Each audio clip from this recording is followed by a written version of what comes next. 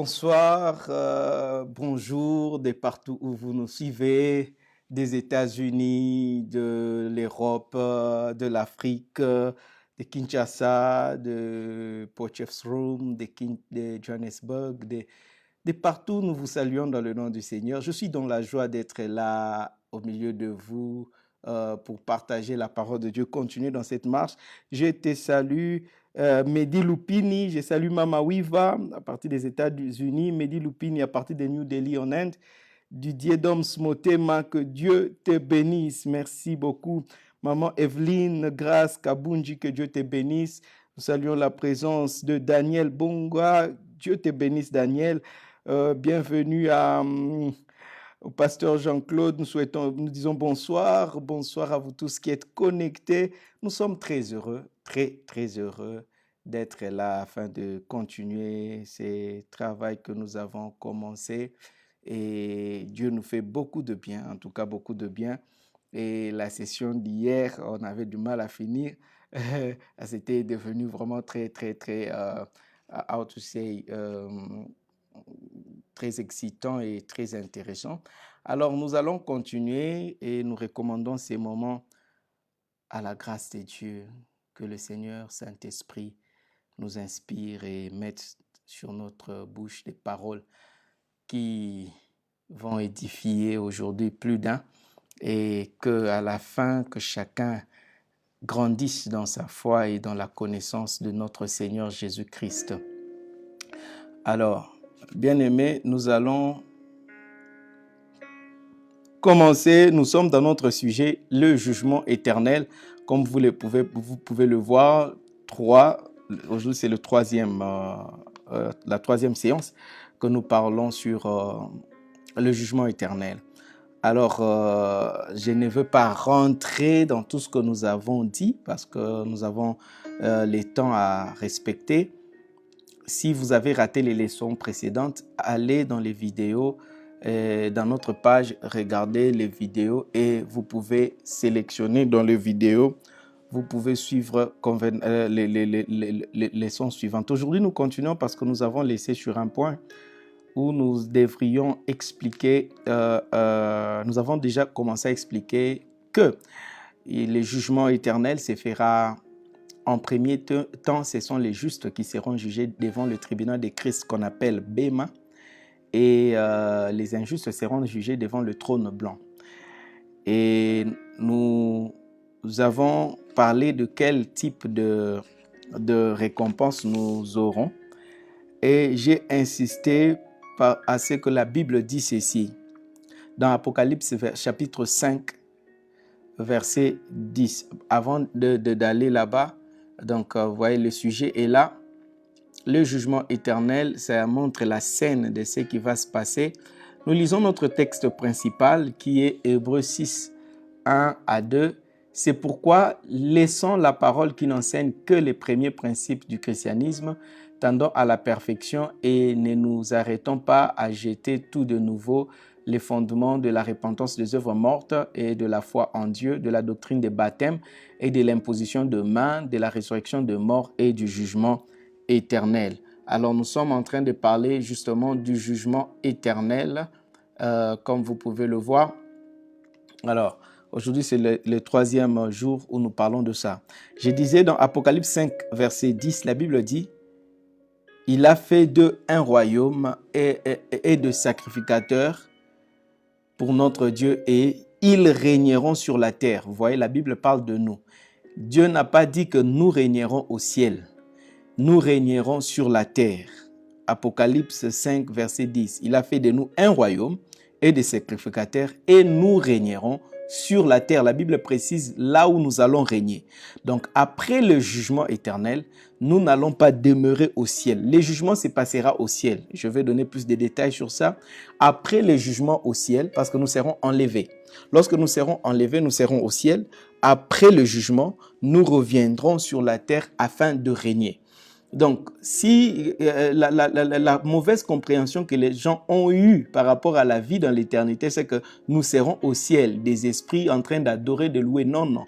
la vie éternelle ne sera pas faite de la louange et de l'adoration sous cette forme-là. Mais la vie de l'homme sur la terre, selon le plan de Dieu, c'est ça la louange qui est rendue à Dieu, c'est ça l'adoration qui est rendue à Dieu. C'est pourquoi quand on enseigne par exemple l'adoration, on dit l'adoration c'est pas le chanson, ce n'est pas l'adoration, c'est le style de vie. Donc c'est le style de vie que nous mènerons sur la terre dans l'obéissance et dans la perfection. C'est ça qui sera notre louange à Dieu, dans l'obéissance.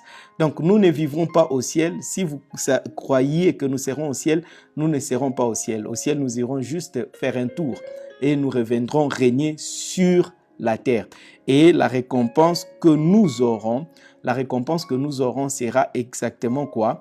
J'ai expliqué, la récompense sera les pouvoirs, l'autorité que chacun aura dans ces royaumes-là et les richesses que chacun possédera. Voyez un peu, et ces richesses-là, cet héritage-là que nous aurons dans le royaume, il y aura des types de maisons qui seront construites. Imaginez exactement comme actuellement dans le monde, il y a des villes, il y a des cités, et dans une ville, la façon dont la ville est organisée, toutes les maisons ne sont pas de même niveau, et tout le monde ne vit pas à la même échelle. Dans le royaume de Dieu aussi, ça sera ainsi lorsque nous régnerons sur la terre, et les niveaux de vie de chacun et les niveaux d'autorité de chacun dépendra de sa fidélité, de l'accomplissement de sa destinée sur la terre. Si tu accomplis ta destinée sur la terre, plus tu auras de trésors et plus tu auras de pouvoir au ciel. Et si tu n'accomplis pas ta destinée sur la terre, tu auras de problèmes. Et j'ai dit, comme nous mènerons la vie sur la terre en tant que des hommes selon les plans de Dieu, c'est-à-dire nous aurons part à toutes les bénédictions que Dieu a données à l'homme dès le livre de Genèse, dès la création, avant même que les péchés ne viennent, parce que les péchés seront ôtés et Dieu nous donnera de vivre cette vie-là pleinement, où il a déclaré la bénédiction. Parmi les bénédictions, il y a dominer sur la terre, multipliez-vous, c'est-à-dire nous aurons à nous multiplier et cette multiplication se fera de manière biologique entre femmes et hommes. Donc, ce qui veut dire que nous aurons des mariages et ce qui veut dire aussi que nous mangerons et tout ça. Donc, parce que nous serons toujours des hommes, mais à l'état parfait comme Adam l'était au commencement avant les péchés. Et il y a Daniel qui m'a posé la question en disant, est-ce que si c'est comme ça, nous aurons des mariages là-bas? Est-ce nécessaire de se marier ici sur la terre? Oui, c'est important. Pourquoi? Les mariages peuvent être un élément qui contribue à l'accomplissement de ta destinée sur la terre. Les partenaires que tu peux avoir sur la terre peuvent être un élément important afin que tu accomplisses ta destinée. Il y a d'autres personnes, s'ils ne se marient pas, ils ne vont pas accomplir leur destinée parce que Dieu a mis l'apport important de leur destinée dans la vie de leur conjoint ou de leur conjointe. Vous comprenez? Et il y en a aussi de ceux-là, s'ils se marient, ils ne vont pas accomplir leur destinée, simplement parce que ils n'ont pas été appelés à se marier. Par exemple, l'apôtre Paul, si l'apôtre Paul ne s'était pas marié, c'est parce que lui, il n'était pas destiné à se marier. Et le mariage allait être un frein pour l'accomplissement de sa destinée. Vous voyez un peu, ça allait être un frein et il n'allait pas accomplir sa destinée. Et aussi, une autre chose qui peut contribuer à ce que tu échoues dans ta destinée, c'est faire un mauvais choix dans les mariages. Épouser la mauvaise personne, ça peut te détourner de ta destinée et tu rateras ta récompense dans l'éternité. Donc, le mariage est une chose clé, est une chose clé à ne pas blaguer avec. Donc, nous avons parlé de ça. Donc ça fait partie de la récompense. Je vais encore en parler davantage. Alors, la Bible, hier j'avais laissé avec un texte, nous avons dit ceci, la Bible dit, nous serons comme les anges. Je vais lire Matthieu 22, 29 à 30. Matthieu 22, 29 à 30. Jésus leur répondit, vous êtes dans l'erreur parce que vous ne comprenez ni les Écritures ni la puissance de Dieu. Car à la résurrection, les hommes ne prendront point de femmes ni les femmes des maris, mais ils seront comme les anges des dieux dans le ciel. Écoutez ce que Jésus dit. Jésus précise l'instant. Il dit à la résurrection. Il ne parle pas à l'éternité. Jésus n'a pas dit à ces gens ici, durant l'éternité, vous n'aurez pas de femmes ou des hommes. Non, non. Il ne parle pas de l'éternité, mais Jésus parle d'un instant précis, c'est-à-dire à la résurrection de mort. Lorsque le Christ reviendra et que les morts ressusciteront et que ceux qui seront vivants, nous serons transformés. Lorsque nous monterons à la résurrection, les gens ne prendront pas de femmes, ne prendront pas de mariage. Pourquoi? Parce que nous irons au ciel. Et ça sera pour le jugement. Donc, quand Jésus précise, il dit à la résurrection. Jésus n'a pas dit durant l'éternité. Durant l'éternité, c'est autre chose. C'est lorsque nous reviendrons avec Christ. Je vais bien expliquer ça. Ça sera lorsque nous avons fini les séjours pour le jugement au ciel. Nous allons maintenant revenir pour hériter la terre.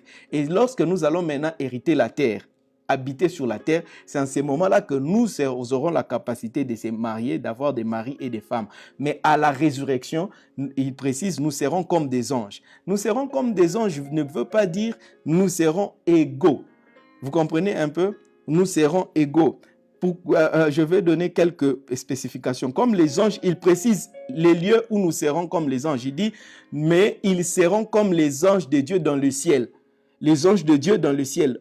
Donc, c'est-à-dire que ça sera pendant le moment où nous serons au ciel. Parce que quand nous serons sur la terre, nous ne serons plus comme les anges, mais nous serons des hommes vivant comme les hommes vivent sur la terre. Mais à la résurrection, nous irons au ciel. Et pendant que nous serons là-bas, nous serons comme des anges. Où? Dans le ciel. Nous serons comme les anges de Dieu. Où? Dans le ciel. Ça c'est très précis. Et c'est après ces instants-là que nous descendrons sur la terre pour vivre en tant que des hommes où nous aurons à nous marier et à faire toutes ces choses-là. Et quand il dit vous serez comme des hommes, des anges, ce sera durant cette période-là, à ces moments précis. Vous comprenez? Et comme les anges ne veut pas dire égal aux anges.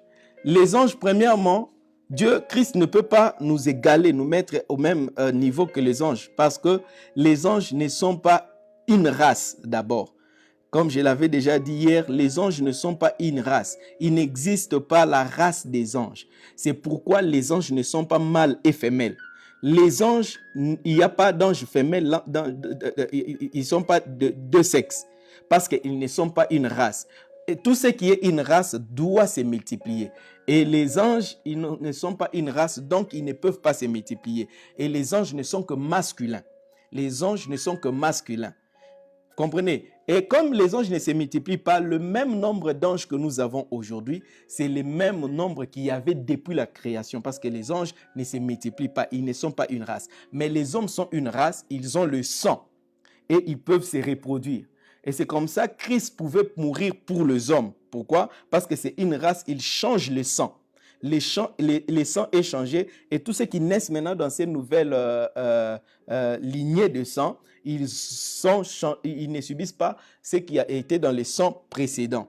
Mais les anges, s'il faut mourir pour les péchés des anges, Jésus-Christ doit mourir pour chaque ange en particulier parce qu'ils ne sont pas liés en tant que race. Vous comprenez? C'est pourquoi la Bible parle de Jésus-Christ dans 1 Corinthiens 15 qu'il est le deuxième homme. Adam est le premier homme, Jésus est le deuxième homme. Vous comprenez? Il n'est pas le second Adam, il est le deuxième homme. Parce que la Bible n'a jamais utilisé le terme second Adam. Vous pouvez chercher dans votre Bible, le terme second Adam n'existe pas, mais le terme qui existait, c'est quoi? Deuxième homme, second homme. Jésus n'est pas, il est le deuxième homme qui a commencé une nouvelle race des hommes. Et ce sont ces hommes-là, de la race de Jésus, qui vont hériter le royaume. Donc, et les anges, alors c'est ça qui disent, non, comment tu dis ça? Nous serons comme les anges. Comment tu peux parler qu'il n'y aura pas de mariage? Bon, acceptons que nous serons identiques aux anges. Même si nous acceptons cette hypothèse-là d'être identiques aux anges, vous allez remarquer avec moi que dans Genèse 6, les anges sont venus coucher avec les femmes sur la terre. Alors, si nous serons comme des anges, acceptons égal aux anges, c'est-à-dire que nous aurons des désirs sexuels. Est-ce que vous comprenez un peu ça? Donc, c'était juste pour répondre à ceux qui peuvent s'entêter, dire non, nous serons égaux aux anges. Ok, si nous serons égaux comme aux anges, dans Genèse 6, les anges sont venus coucher avec les femmes. Comment ils ont fait? Donc, ça veut dire que nous allons nous reproduire. Et les anges féminins n'existent pas, les anges sont masculins, c'est pourquoi la Bible les appelle toujours les fils de Dieu, utilise les termes fils. Vous comprenez un peu ça? la Bible utilise le terme fils de Dieu, fils de Dieu, fils de Dieu, parce que c'est le genre masculin. Mais les hommes sont une race, et comme ils sont une race, ils doivent se multiplier. Et cette race-là est faite de mâle et de femelle. Est-ce que vous me suivez? Est fait de mâle et de femelle. Alors, autre chose, c'est quoi encore? L'autre vérité, c'est que la Bible le dit, nous sommes supérieurs aux anges. Donc, nous sommes supérieurs aux anges. Qu'est-ce qui fait de nous supérieurs aux anges? Vous pouvez lire Hébreux 1 jusqu'à Hébreux 1, 1 à 14.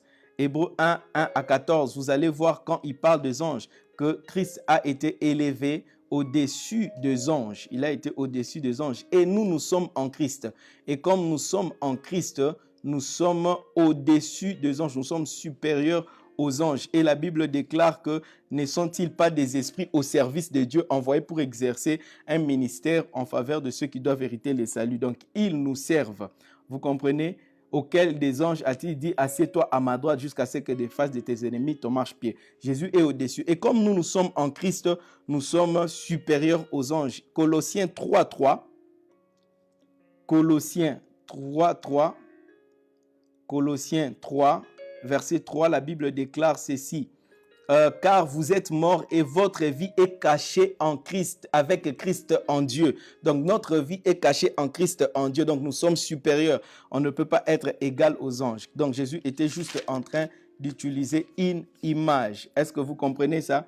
Et comme les anges viennent nous servir, la Bible déclare, c'est Jésus qui les dit que les serviteurs n'est pas plus grand que les maîtres. Donc, s'ils nous servent, ils sont à notre service, donc ils ne peuvent pas être plus grands que nous. Et puis, 1 Corinthiens 6, 3, la Bible dit que nous allons juger les anges. Comme nous allons les juger, donc nous serons supérieurs et nous sommes supérieurs à eux, nous allons juger les anges. Quand j'ai dit supérieur, ça ne veut pas dire plus puissant, ça ne veut pas dire plus fort, mais ça veut simplement dire en termes de classification, de positionnement, nous sommes placés en Christ et nous sommes de la race de Christ. La preuve est celle-ci. La preuve est celle-ci. Les anges sont envoyés pour nous servir. Et il y a quelque chose, les hommes ont reçu en eux la pensée de Christ. Vous comprenez? Nous avons reçu en nous la pensée de Christ. Et à cause de ça, les anges n'ont pas en eux la pensée de Christ. C'est ce que la Bible appelle mind. We have the mind of Christ. We believers, we have the mind of Christ. Nous avons la pensée de Dieu. Et les anges n'ont pas en eux la pensée de Dieu. Eux, ils exécutent les ordres de Dieu. Ils vivent pour servir Dieu. Je suis dans 1 Corinthiens chapitre 2, verset 16. 1 Corinthiens 2, 16, la Bible déclare ceci. Car qui a connu la pensée du Seigneur pour l'instruire? Or, nous avons la pensée de Christ. Vous comprenez? Nous avons la pensée de Christ, pas les anges. Et parce que nous avons la pensée de Christ, voilà ce que les anges font. 1 Pierre 1, 12. 1 Pierre 1, 12. Comme nous avons la pensée de Christ en nous, maintenant la Bible dit ceci au sujet des anges. 1 Pierre 1, 12. Il leur fut révélé que ce n'était pas pour eux-mêmes, mais pour vous, qu'ils étaient les dispensateurs de ces choses, que vous ont annoncé maintenant ceux qui vous ont prêché l'évangile par le Saint-Esprit envoyé du ciel, et dans lesquels les anges désirent plonger leur regard. Les anges désirent plonger leur regard quoi? À l'héritage que nous avons de bénéficier de cette grâce d'avoir la pensée de Christ. Et les anges plongent leur regard. Ils ont les désirs. Et quand ils regardent, ils admirent ça. Ils aimeraient bien avoir la pensée de Christ, mais cela ne leur est pas donné parce que le Saint-Esprit vit en nous. Le Saint-Esprit ne vit pas dans les anges. Les anges n'ont pas le Saint-Esprit en eux. C'est nous les hommes qui avons le Saint-Esprit en eux. Les anges sont un type, une création bien précise avec des fonctions bien précises. Amen. Donc, ce qui veut dire que nous serons et nous sommes supérieurs. Et une dernière chose pour parler de notre comparaison avec les anges, c'est que nous vivons dans 3 dimensions. Les hommes vivent dans 3 dimensions. du moins ceux qui croient au Seigneur Jésus-Christ. 1, nous vivons dans la dimension physique. 2, nous vivons dans la dimension spirituelle. 3, nous vivons dans la dimension céleste. Éphésiens 2, 6. Nous vivons dans la dimension céleste. Les anges vivent seulement dans 2 dimensions. Les anges vivent et s'expriment. Ils règnent dans 2 dimensions. Ils habitent le ciel. Ils opèrent, ils vivent dans la dimension céleste et dans la dimension spirituelle. Mais les hommes vivent dans 3 dimensions. La dimension terrestre, physique, la dimension spirituelle et la dimension physique, la dimension spirituelle et la dimension céleste. C'est pourquoi Éphésiens 1,6 le dit, il nous a ressuscités ensemble et nous a fait asseoir ensemble dans les lieux célestes en Jésus-Christ. Donc, nous sommes la seule création de Dieu qui s'exprime dans les 3 dimensions, physique, spirituelle et puis céleste. Ok. Et comme les anges veut aussi dire que nous aurons les libres arbitres pour réfléchir, choisir, obéir ou ne pas obéir. Alors là, c'était la partie qui concerne notre part en tant que chrétien dans le jugement éternel. Donc, vous comprenez les étapes. Maintenant, je vais maintenant aller et apprendre vraiment. Aujourd'hui, nous allons parler du millénium comme je l'avais prévu et nous allons parler de l'éternité. Le millénium, ce n'est pas l'éternité. Le millénium, c'est juste une période de 1000 ans. Alors, les païens, le païen, eux, ils seront jugés devant le trône blanc. Devant le trône blanc. Quand est-ce que le trône blanc viendra? Le trône blanc viendra après les millénaires. Après le millénaire, le trône blanc sera établi où on va juger les pécheurs pour les jeter en enfer. Mais avant que cela n'arrive, maintenant je veux vous expliquer ce qui va se passer en ce qui concerne le millénium. Alors, le concept du millénium est un concept qui a compliqué beaucoup de gens, généralement l'Apocalypse. C'est pourquoi je vous promets déjà que la série qui va suivre, nous allons étudier l'Apocalypse parce que je dois vous expliquer, c'est les temps. Je crois que c'est les temps pour que je vous explique les vérités de la Bible. Écoutez déjà ce que la Bible dit. J'ai aimé, Maman Lina, que Dieu te bénisse parce que tu es tellement connecté à l'esprit que tu as donné les versets qu'il fallait et que j'avais préparé pour partager. Apocalypse 22, la Bible dit ceci. Et il me dit, ne scelle point les paroles de la prophétie de ces livres, car le temps est proche. Vous comprenez un peu? Et le temps est proche, c'est pourquoi Dieu avait demandé à Jean de ne pas sceller les paroles de l'Apocalypse. Alors, nous allons un peu, je vais juste faire une petite aperçu du livre d'Apocalypse. Apocalypse, quand les gens disent c'est apocalyptique, donc c'est comme pour dire quelque chose de terrible, de fort. Non. Apocalypse, c'est un terme grec qui contient 2 mots. Apo et calypse, qui veut dire simplement quelque chose qui est révélé, qui est découvert. Apocalypse n'est pas un livre de mystères cachés, mais Apocalypse, c'est un livre de mystères, un livre de mystères révélés. C'est pourquoi son nom, c'est Apocalypse. En anglais, on a juste appelé ce livre Revelation.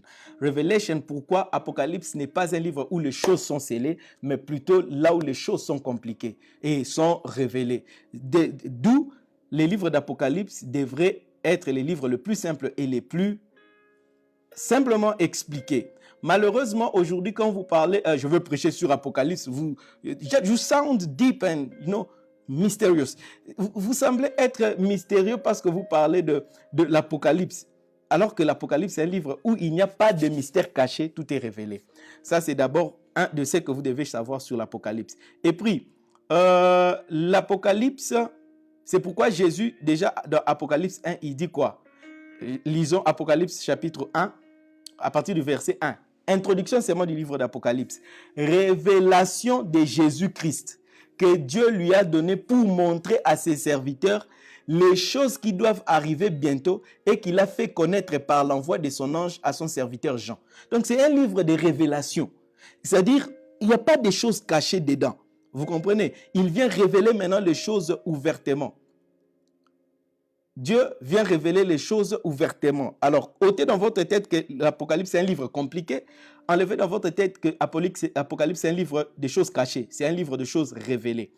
Et puis, c'est pourquoi Dieu, comme c'est un livre révélé, dans Apocalypse 22, 10, il lui dit quoi? Jean, ne scelle pas les choses que tu es en train de voir. Or, à Daniel, l'ange disait, scelle ces choses. Il faut sceller. C'est Daniel, Ézéchiel et tous ces livres-là qui sont des livres scellés, des mystères scellés, difficiles à comprendre. Mais Apocalypse maintenant vient ouvrir toutes ces choses-là afin que ça soit connu. C'est pourquoi l'ange a dit à Jean, ces choses ici, ne les scelle pas, laisse-les révéler que les gens comprennent.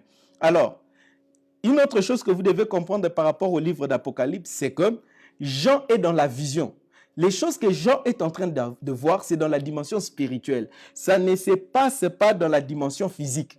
Tout ce que Jean voit est dans la dimension spirituelle. Et dans la dimension spirituelle, il n'y a pas la notion de temps linéaire comme dans la dimension physique. Dans la dimension spirituelle, le temps n'est pas linéaire. Le passé, le présent et le futur, non, non. Dans la dimension spirituelle, les choses sont. Il n'y a pas de présent, il n'y a pas de passé, il n'y a pas de futur. Les choses sont telles qu'elles sont dans la dimension de l'éternité. Les choses sont là. Ça, c'est la dimension spirituelle.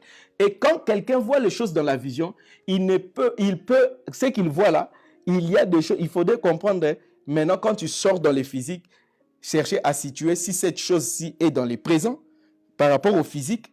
Est-ce que cette chose est dans les passés par rapport au physique? Est-ce que cette chose est dans l'avenir par rapport au physique? Mais dans l'esprit, dans la vision, toutes les choses sont là, comme si elles sont dans les présents.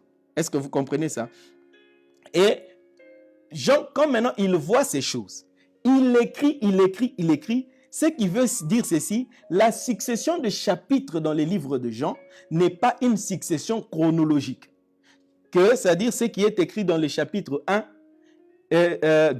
prenons ce qui est écrit dans le chapitre 1 vient avant ce qui est écrit dans le chapitre 2, ensuite ce qui est 3, 4, 5. Non, la chronologie, le temps n'est pas comme ça.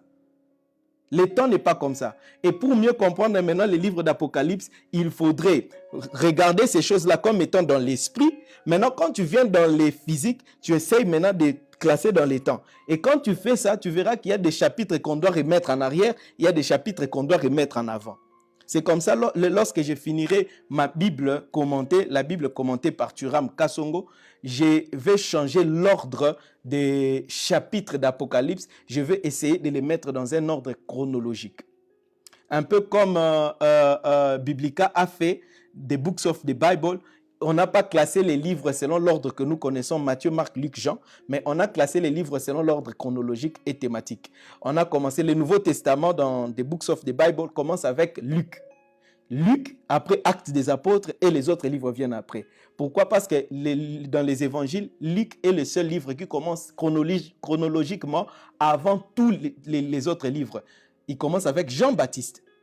Alors que dans les autres livres, il n'y a pas cette histoire-là d'avant la naissance de Jésus-Christ. Donc, il y a la classification chronologique.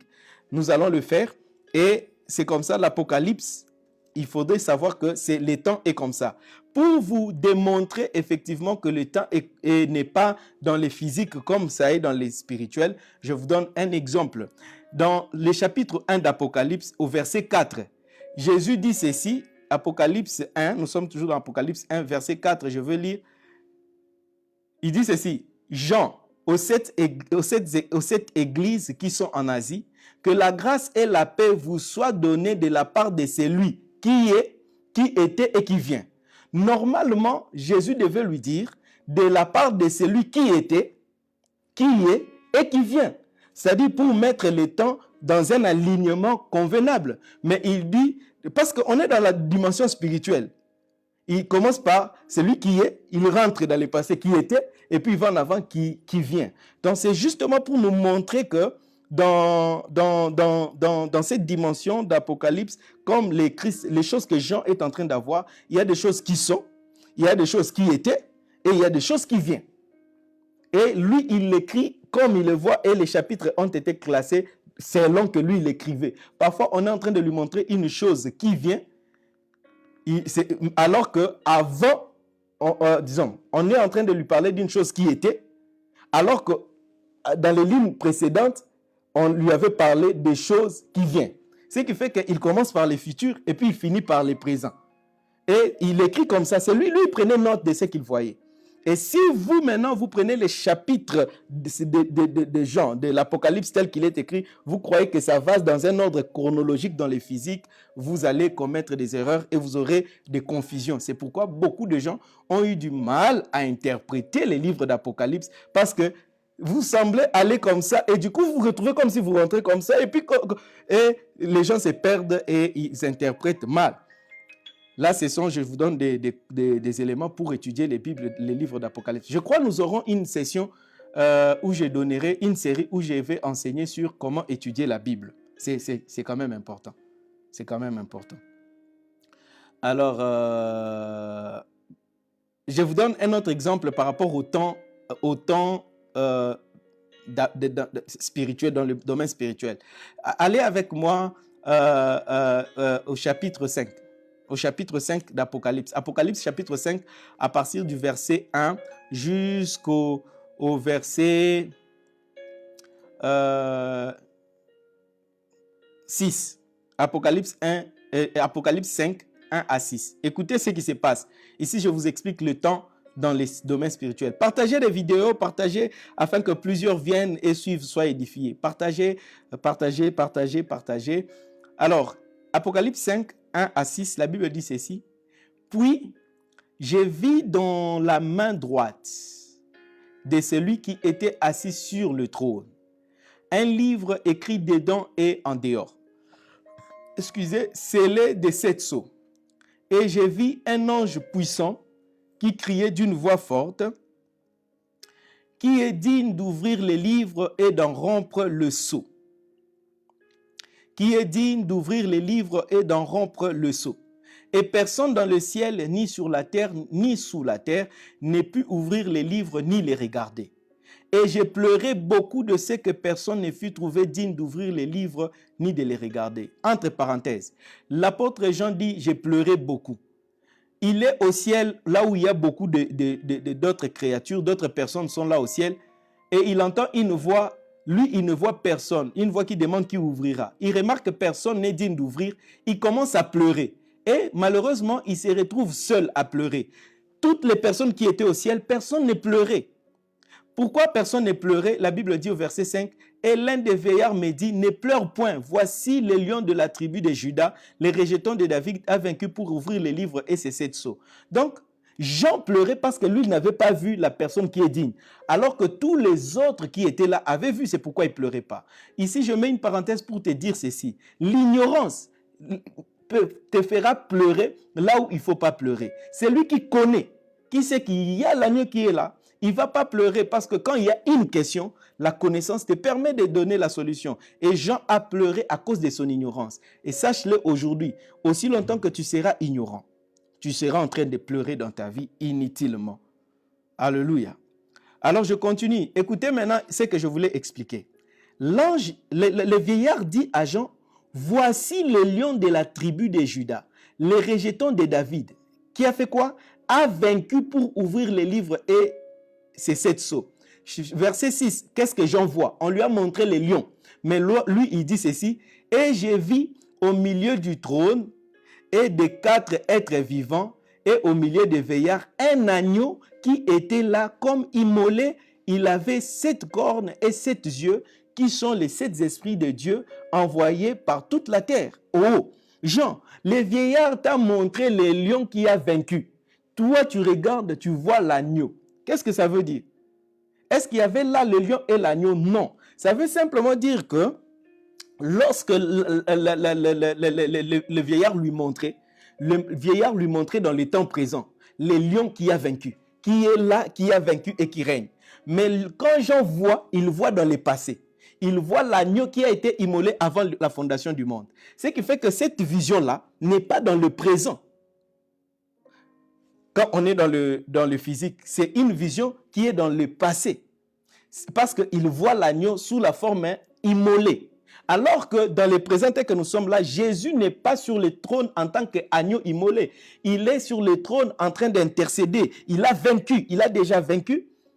Et il est là assis en train d'intercéder. C'est la position à laquelle Étienne a vu le Seigneur sur le trône. Mais Jean voit un agneau qui est comme immolé parce qu'il le voit dans les passés. L'agneau de Dieu immolé avant la fondation du monde. Et c'est sa mort maintenant qui a permis à ce que le salut des hommes vienne. Ce qui fait que Apocalypse 5 ici, en principe, chronologiquement, doit être avant Apocalypse chapitre 1.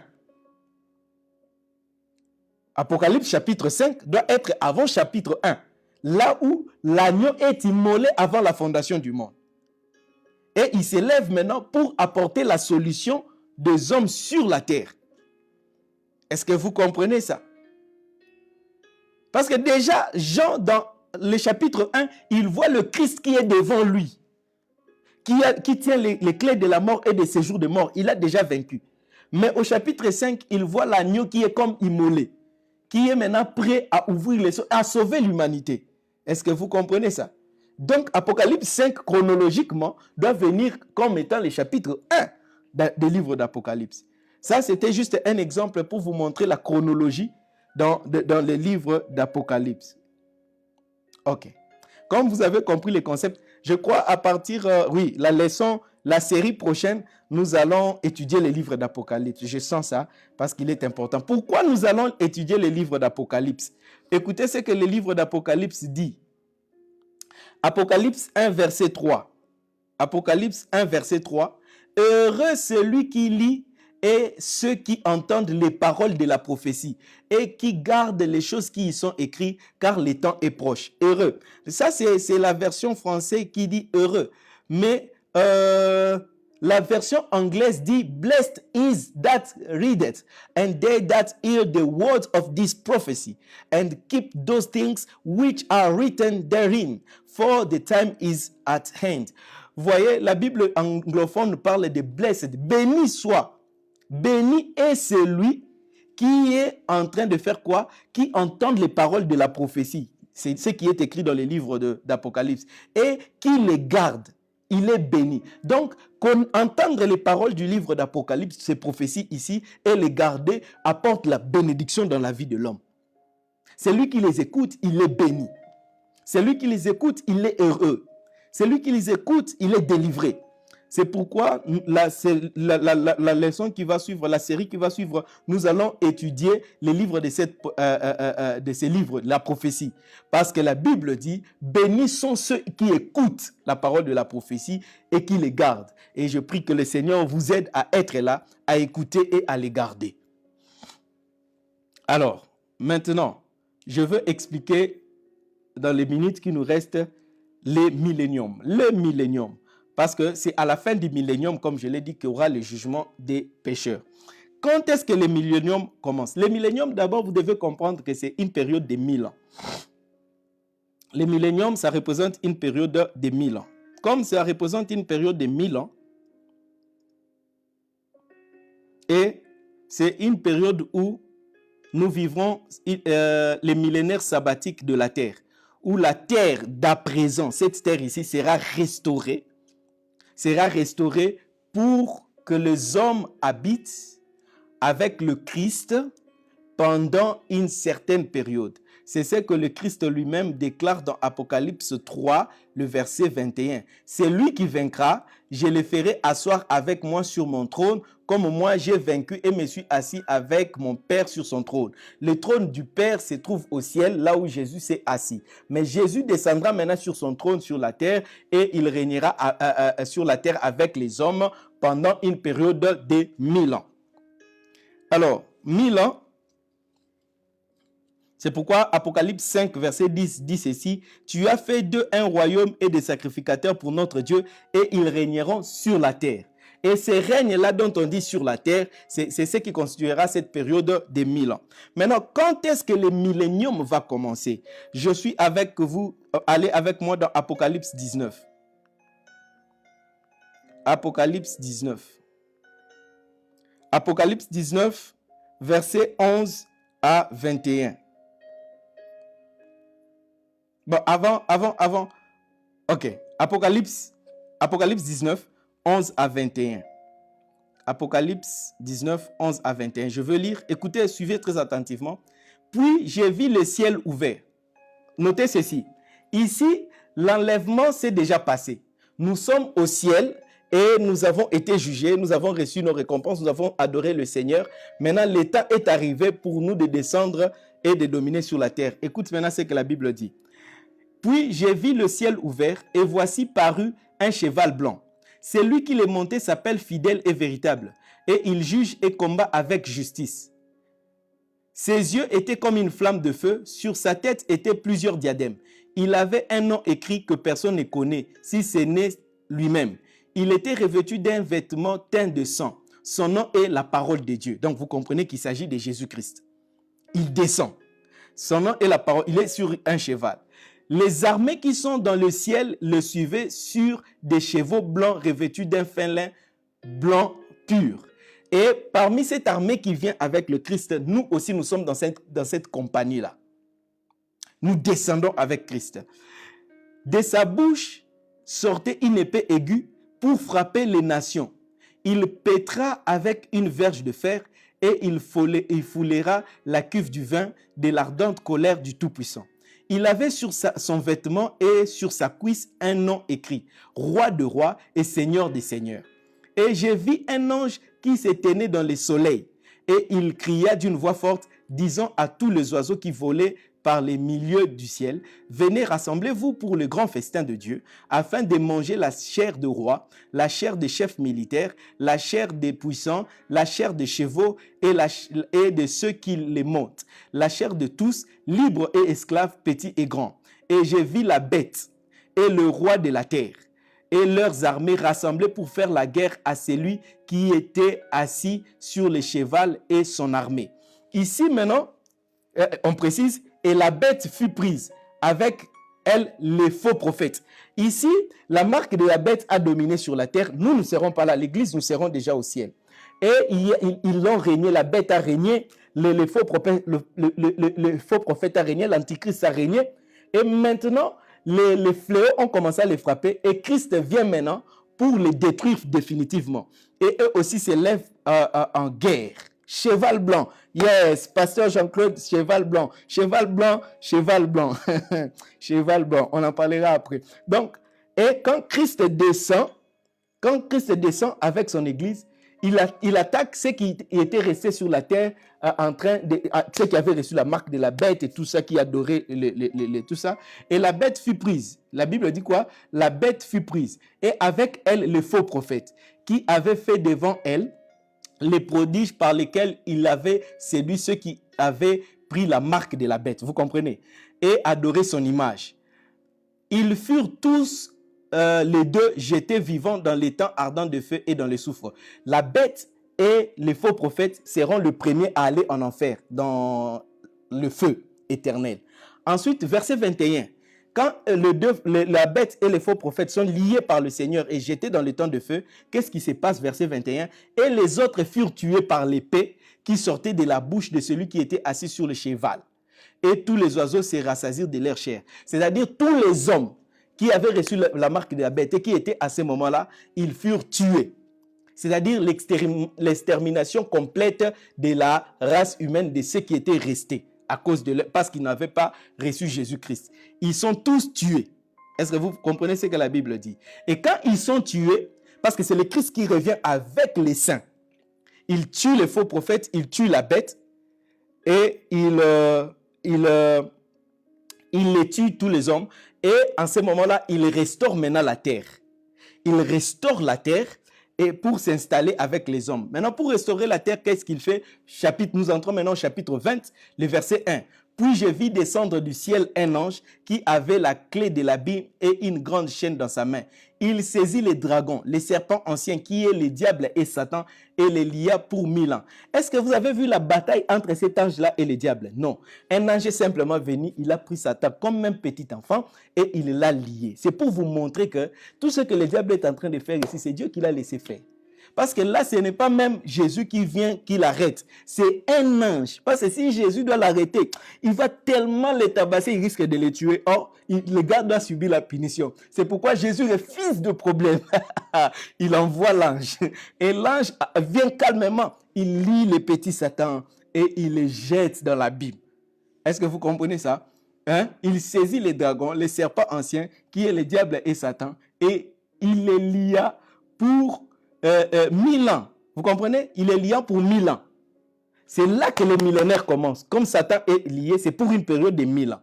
Et il les jeta dans l'abîme, ferma et scella l'entrée au-dessus de lui, afin qu'il ne séduisit plus les nations, jusqu'à ce que les 1000 ans fussent accomplis.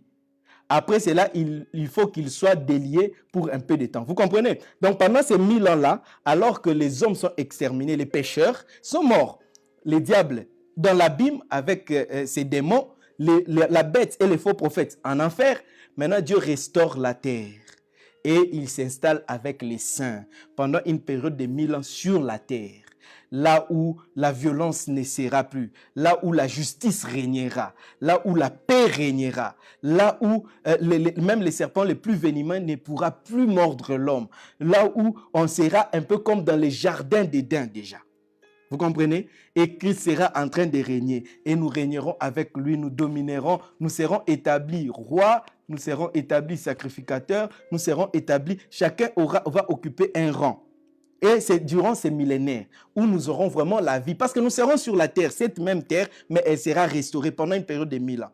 Et nous aurons la possibilité de vivre notre vie selon la pensée parfaite de Christ, avec des corps glorieux. Et nous serons en train de régner avec Christ pendant une période de 1000 ans.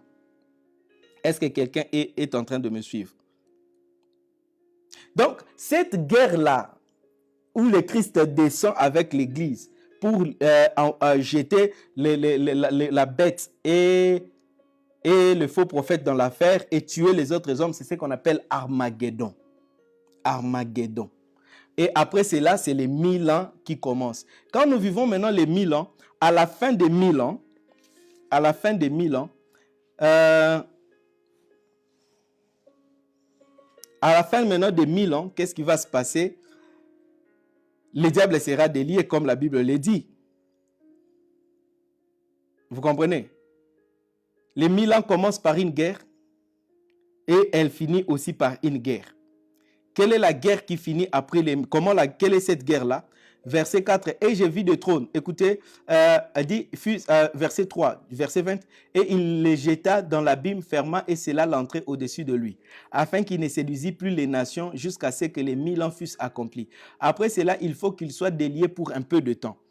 Et j'ai vu des trônes, et à ceux qui s'y assirent fut donné le pouvoir de juger. Vous comprenez? Ces trônes-là, ce sera les trônes qui sera en train de donner aux saints, afin de juger. Il donne aux saints. Et les trônes, le pouvoir qui sera donné, c'est en fonction de l'accomplissement de la mission sur la terre. C'est pourquoi il est important, frère, que tu accomplisses ta destinée. Et j'ai vu les âmes de ceux qui avaient été décapités à cause du témoignage de Jésus-Christ et à cause de la parole de Dieu, et de ceux qui n'avaient pas adoré la bête ni son image, et qui n'avaient pas reçu la marque sur leur front et sur leurs mains. Ils revinrent à la vie et ils régnèrent avec Christ pendant 1000 ans. Ils régnèrent avec Christ pendant 1000 ans. Les autres morts ne revinrent pas point à la vie jusqu'à ce que les 1000 ans fussent accomplis. C'est la première résurrection. Heureux et saints ceux qui ont part à la première résurrection. La seconde mort n'a point de pouvoir sur eux, mais ils sont sacrificateurs de Dieu et de Christ. Et ils régneront avec lui pendant combien de temps? 1000 ans. Là, c'est sur la terre. Maintenant, verset 7. Quand les 1000 ans seront accomplis, Satan sera relâché de sa prison et il sortira pour séduire les nations qui sont aux quatre coins de la terre. Donc, pendant les 1000 ans, nous vivons effectivement sur les quatre coins de la terre. Gog et Magog, afin de les rassembler pour la guerre. Leur nombre est comme le sable de la mer. Satan et ses démons et ses acolytes, ils viendront. Et ils montèrent sur la surface de la terre. Vous comprenez? Ils viendront de l'abîme. Et ils vont monter sur la surface de la terre. Et la Bible dit, et ils investirent les camps des saints et la ville bien-aimée. Mais un feu descendit du ciel et les dévora. Vous comprenez comment Dieu va les finir simplement? Et les diables qui les séduisaient fut jeté dans les temps de feu et de soufre, où sont la bête et le faux prophète. Et ils seront tourmentés jour et nuit au siècle des siècles. Là, maintenant, le diable est jeté pour rejoindre les faux prophètes et la bête qui était déjà là-bas. Maintenant, verset 11. C'est après cela. C'est déjà à la fin de 1000 ans. Maintenant, puis j'ai vu un grand trône blanc.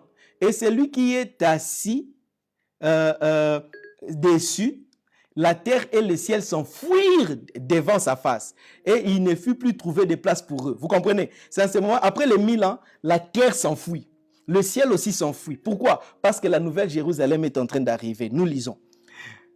Qui se tenait devant le trône des livres. J'ai vu les morts. Quand on parle des morts maintenant, on est en train de parler maintenant de ceux-là qui sont morts sans Christ. Je crois que la leçon sur la résurrection de morts, vous comprenez, vous qui avez suivi des morts. Ils sont morts dans les péchés. Et j'ai vu les morts, les grands et les petits, qui se tenaient devant le trône. Des livres furent ouverts et un autre livre fut ouvert. Celui qui est le livre de vie. Et les morts furent jugés selon leurs œuvres. Vous comprenez, quand on les appelle les morts, c'est-à-dire ceux qui sont morts dans les péchés, qui n'ont pas connu Christ. D'après ce qui est écrit dans ces livres, ils furent jugés selon les livres qui étaient écrits, donc les histoires de leur vie. La mort, il y a deux livres, hein, les livres qui racontent tes œuvres et puis les livres de vie, là où écrit les noms de ceux qui doivent être sauvés. D'abord, on te montre toutes tes œuvres, ensuite on te prouve que dans les livres de vie, ton nom n'y est pas. La mer rendit les morts qui étaient en elle. La mort et les séjours de mort rendirent les morts qui étaient en eux. Et chacun fut jugé selon ses œuvres, parce qu'il y aura un livre qui contient les œuvres de chacun. Et la mort et les séjours de mort furent jetés dans le temps de feu. C'est la seconde mort, le temps de feu. Quiconque ne fut pas trouvé écrit dans les livres de vie fut jeté dans le temps de feu. Est-ce que vous comprenez ça? On parle de livres de vie. Et curieusement, les livres de vie dont on parle d'Apocalypse ici, la première personne à parler du livre de vie, c'est Moïse. Moïse en parle dans Exode 30, verset 32. Exode 30,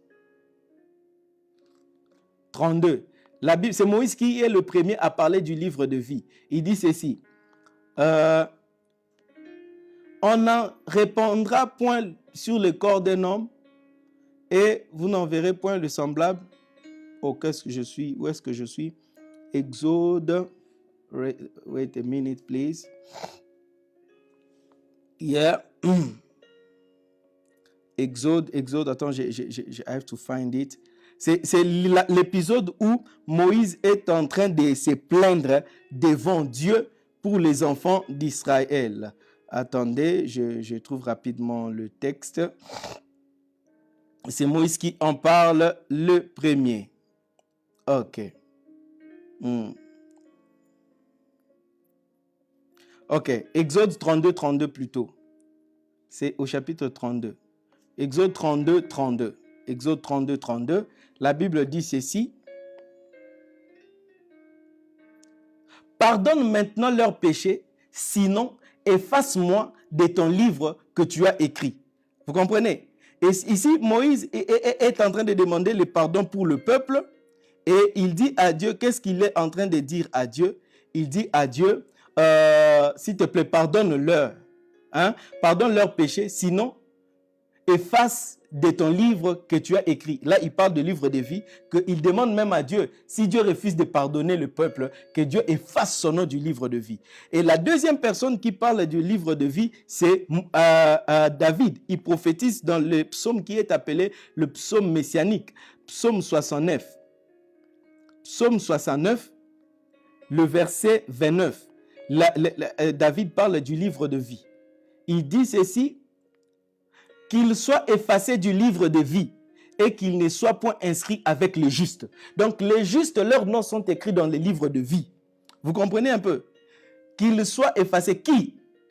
Ceux qui pêchent, ceux qui vivent dans l'iniquité. David dit qu'il soit effacé du livre de vie et qu'il ne soit point inscrit avec les justes. Donc le livre de vie contient le nom de justes.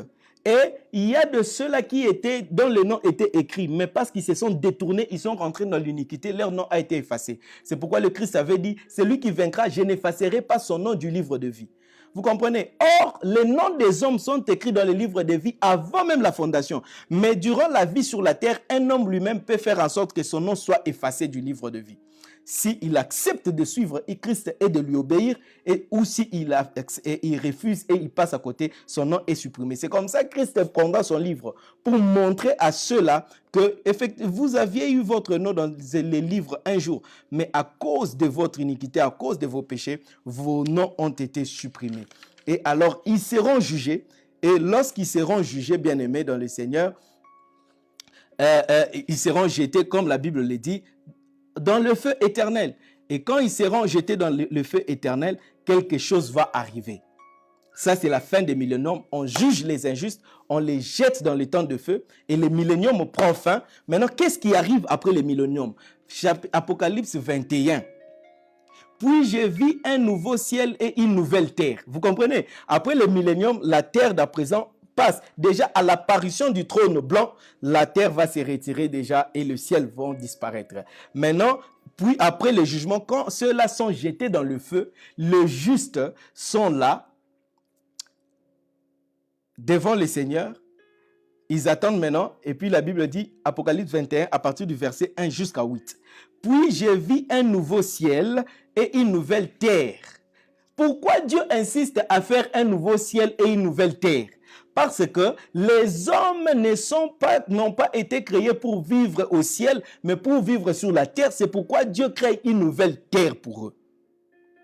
Car le premier ciel et la première terre avaient disparu. Et la mer n'était plus. Et je vis descendre du ciel d'auprès de Dieu, la ville sainte, la nouvelle Jérusalem, préparée comme une épouse qui s'est parée pour son époux. Et j'ai entendu du trône une forte voix qui disait, « Voici le tabernacle de Dieu avec les hommes. Il habitera avec eux et ils seront son peuple et Dieu lui-même sera avec eux. Il essuiera toute larme de leurs yeux et la mort ne sera plus et il n'y aura plus de deuil. Il n'y aura plus ni deuil, ni cri, ni douleur, car les premières choses ont disparu. Et celui qui était assis sur le trône dit, voici, je fais toutes choses nouvelles. Et il dit, écris car ces paroles sont certaines et véritables. Et il me dit, c'est fait, je suis l'alpha et l'oméga, le commencement et la fin. À celui qui a soif, je donnerai de la source de l'eau de la vie gratuitement. Celui qui vaincra héritera ces choses. Je serai son Dieu et il sera mon fils. Mais pour les lâches, les incrédules, les abominables, les meurtriers, les impudiques, les enchanteurs, les idolâtres et tous les menteurs, leur part sera dans les temps ardents de feu et de soufre, ce qui est la seconde mort. Alléluia.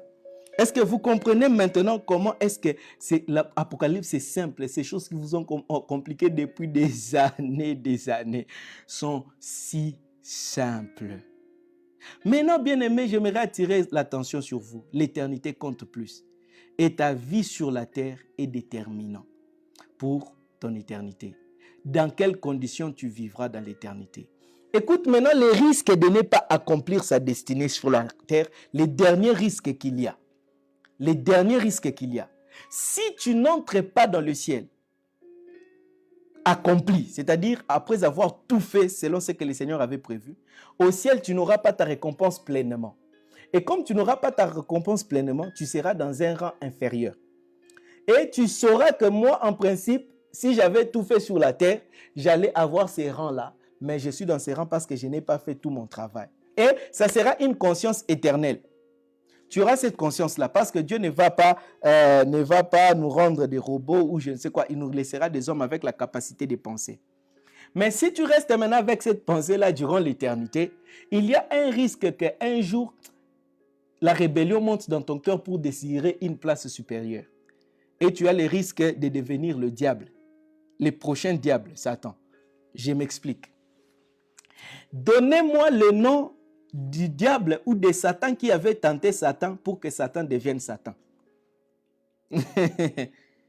D'où était venu le Satan qui avait tenté Satan pour qu'il devienne Satan? Bon, je l'ai dit autrement.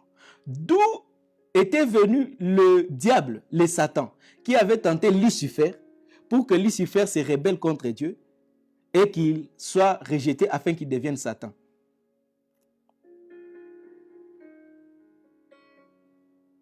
Est-ce que vous comprenez ça?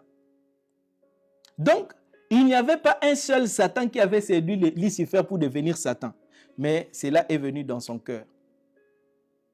Est-ce que vous comprenez? Et si toi, dans l'éternité, tu n'entres pas complètement après avoir tout accompli, tu n'hérites pas ce que tu devais avoir. En vivant dans l'éternité, dans une position inférieure, tu risques d'envier une position intérieure. Parce que Dieu nous laissera avec le choix d'obéir ou de désobéir.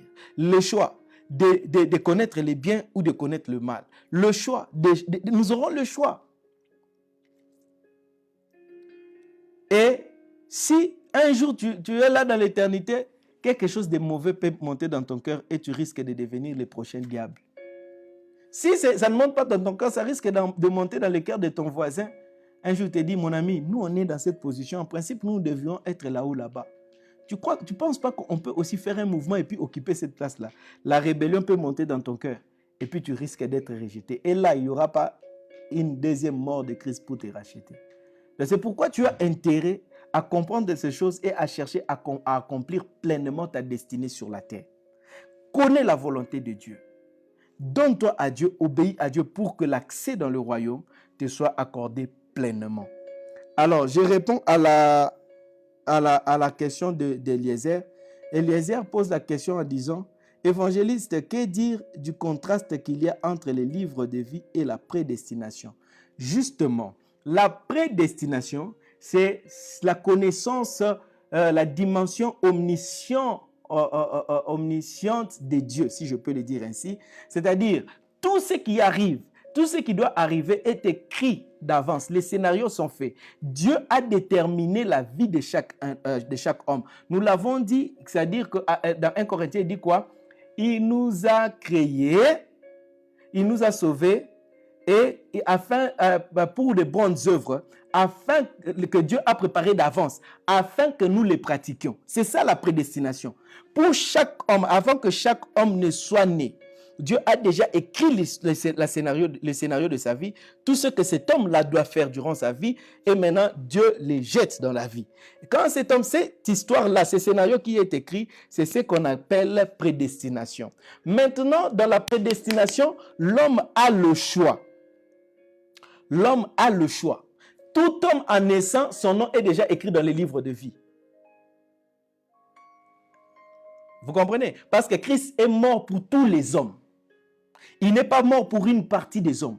Christ est mort pour tous les hommes. Donc, déjà au départ, tous les hommes sont sauvés. Leurs noms sont écrits. Maintenant, quand l'homme entre dans le temps, dans la vie, Dieu n'enlève pas cette capacité à l'homme de choisir. C'est à l'homme maintenant de choisir, de suivre la prédestination, sa destinée, ou de refuser de suivre ce qui a été prédestiné pour lui.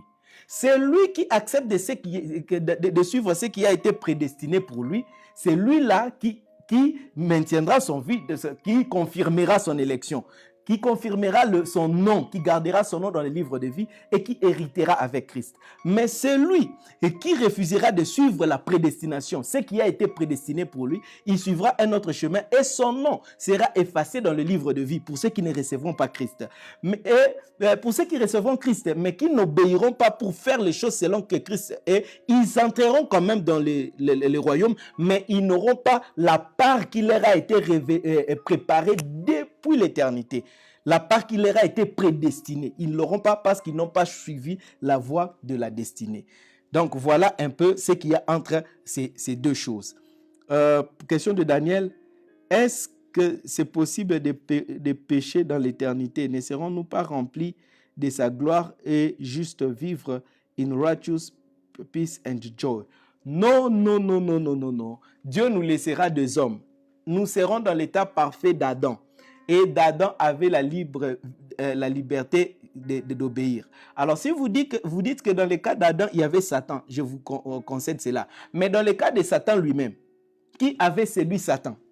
Satan n'a pas été séduit par qui que ce soit. C'est venu dans son cœur. Pourquoi? C'est comme ça que Dieu crée l'homme, semblable à lui, capable de choisir le bien et de choisir le mal, capable de choisir d'obéir et de désobéir.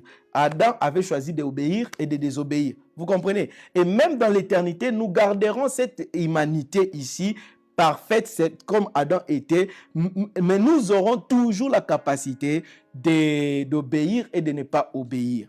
Et celui qui désobéira, justement, il sera rejeté. Et en ce temps-là, ça deviendra un coup, une flamme. Tu pêches comme ça, directement, on te prend, on te jette dans le feu. Sans transition, on te prend, on te jette dans le feu. Donc, il y aura la possibilité de pécher. Mais durant la période du millénaire, il n'y aura pas la possibilité de pécher. Pourquoi? Parce que durant le millénaire, la Bible le dit quoi? Il pètera avec un sceptre de Jésus. Je veux le lire. Il dit ceci, l'armée de sa bouche, voilà. Apocalypse 19, verset 15. De sa bouche sortait une épée aiguë pour frapper les nations. Il pètera avec une verge de fer. Vous comprenez? Une verge de fer. Donc, durant les millénaires, nous serons soumis à Dieu par contrainte et c'est-à-dire, Dieu s'arrangera pour qu'aucun ne puisse faire le mal. Pour qu'aucun ne puisse aller. C'est-à-dire, ça sera imposé. Mais après les milléniums, nous entrons maintenant dans un cycle nouveau de l'éternité, de la vie qui reprend, et là où tu as maintenant la liberté de suivre ou de ne pas suivre. Donc, c'est là. Ok, merci pour vos questions. Voici maintenant ce que nous allons faire. Ça, c'est déjà la conclusion de notre des enseignements de base. Bien aimés dans le Seigneur, tout ce que j'ai enseigné depuis le début jusqu'à maintenant constitue ce que l'apôtre Paul appelle les basics, les éléments fondamentaux, les éléments de base, les éléments élémentaires de la doctrine de Christ. C'est-à-dire, quand quelqu'un est converti et qu'il vient à Christ nouvellement, voici les choses qu'il faut lui enseigner. Et une fois ces choses sont établies comme fondement, il sera quasi impossible pour une telle personne de se détourner de la voie de Dieu. Et cette personne, dès le début de sa foi, il saura qu'il doit accomplir sa destinée. Il va éviter les futilités. Il ne sera pas emporté par les vents de doctrine. Il se donnera à la parole de Dieu et il sera affermi. Vous-même, vous l'avez constaté juste en suivant ces enseignements, ça vous a recadré un peu et ça a changé votre façon de vivre. Et c'est pourquoi l'apôtre Paul les a placés comme des éléments de départ. Et vous qui les avez suivis, revoyez toutes les vidéos. Je vais les mettre aussi dans ma chaîne YouTube pour faciliter la tâche. Vous entrez dans ma YouTube, vous verrez la playlist des éléments de base. Vous allez suivre vidéo par vidéo. Écrivez, maîtrisez-les pour que vous soyez capable de les enseigner aux autres. D'affermir les autres dans leur foi pour préparer l'éternité parce que ça vient bientôt. Alors, vous avez suivi ceux qui ont raté les leçons précédentes. Rentrez en arrière pour suivre les leçons. Rentrez en arrière pour suivre. Et demain, qu'est-ce qu'on va faire?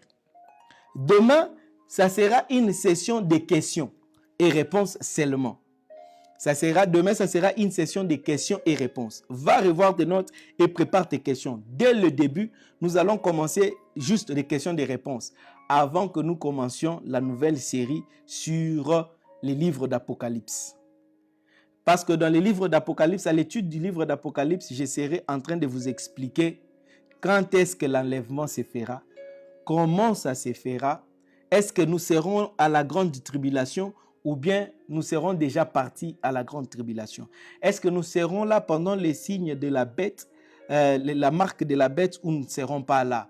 Comment les choses, et je vais vous expliquer les événements, comment ça va se succéder, parce que nous sommes déjà dans les temps de la fin. Bientôt, le Christ va revenir. Alors, après-demain, nous allons commencer l'étude et des livres Apocalypse. Je ne veux pas enseigner cela de manière... nous n'allons pas suivre chapitre après chapitre, mais je vais le mettre dans un ordre chronologique suivant les événements. Et vous allez mieux comprendre les livres d'Apocalypse. C'est un livre révélé, ce n'est pas un livre de mystères cachés. Et demain, ça sera une session de questions et réponses. Alors, voici ce que nous ferons en particulier demain. Demain, pour quelques raisons techniques, nous n'allons pas commencer notre session à l'heure habituelle, c'est-à-dire 21h heure de Kinshasa. Notre session de demain va commencer à 22h heure de Kinshasa. Donc, vous faites plus 1. C'est des États-Unis, vous faites plus 1. C'est de l'Afrique du Sud, vous faites plus 1. C'est de l'Inde, vous faites plus 1. C'est de Kinshasa, vous faites plus 1. Ça sera uniquement pour demain. Pour quelques raisons techniques et logistiques, nous aurons notre session de questions et réponses à partir de 22h heure de Kinshasa. Donc, ça sera de 22h à 23h. Donc, demain, préparez vos questions, suivez et là où vous n'avez pas compris, posez des questions parce qu'un bon disciple est celui qui pose des questions. Et en posant des questions, beaucoup de choses vous seront ouvertes. Donc, voilà un peu là où si vous avez très bien compris ces concepts du millénium et tout ça et que vous avez remarqué que c'est facile, j'aimerais que vous écriviez en commentaire « Nous avons compris ». Nous avons compris. Écris juste en commentaire « J'ai compris ». Écrivez en commentaire pour que je voie que c'était facile et que ça compliquait les gens pour rien depuis tout temps. J'aimerais voir ça dans vos commentaires. S'il vous plaît, commentez, écrivez. Je veux voir si vous avez compris. Écris juste j'ai compris, j'ai compris, j'ai compris et je veux bénir le nom du Seigneur avant de clôturer cette session. Et nous allons nous voir demain pour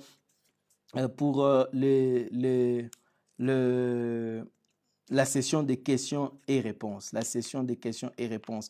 Donc, ne vous gênez pas de poser n'importe quelle question. Écrivez, j'ai compris. Donc, merci Daniel Bongwa. Yes.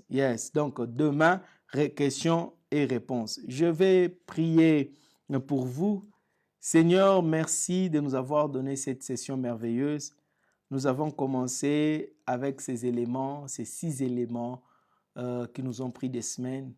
Et merci pour la fidélité de tes enfants. J'ai pris que ces choses contribuent à leur croissance spirituelle, que ces choses contribuent à leur épanouissement et surtout à saisir leur destinée. Merci de donner les orientations spirituelles à chacun pour accomplir ta volonté sur la terre. Merci de le faire, tendre Père. Alors que demain, nous ferons la session de questions. Donne la sagesse qu'il faut pour y répondre. Dieu Tout-Puissant, ceux qui ont entendu les paroles de cette prophétie, fais en sorte qu'ils connaissent la bénédiction. Je déclare la bénédiction de ta vie. Je déclare que tu finiras ces mois d'avril dans la célébration parce que tu vas constater réellement que Dieu t'a béni. Tu vas constater que Dieu t'a visité. Tu vas constater que certaines chaînes de ta vie sont tombées. Je déclare que tu vas constater qu'une maladie qui était dans ton corps est partie. Je déclare que tu vas constater qu'une oppression qui était sur ta vie est partie. Tu vas constater que ta capacité spirituelle a pris un niveau supérieur. J'ai pris que tu constates la paix dans ta maison, que tu constates la joie dans ton foyer, que tu constates la résurrection de tous ceux qui étaient morts, que tu constates la guérison, que tu constates la main de Dieu avant la fin de ces mois et que tu témoignes la grandeur de Dieu. Au nom puissant de Jésus, nous avons prié. Amen. Merci d'avoir suivi. Nous nous voyons demain à 22h heure de Kinshasa. Merci.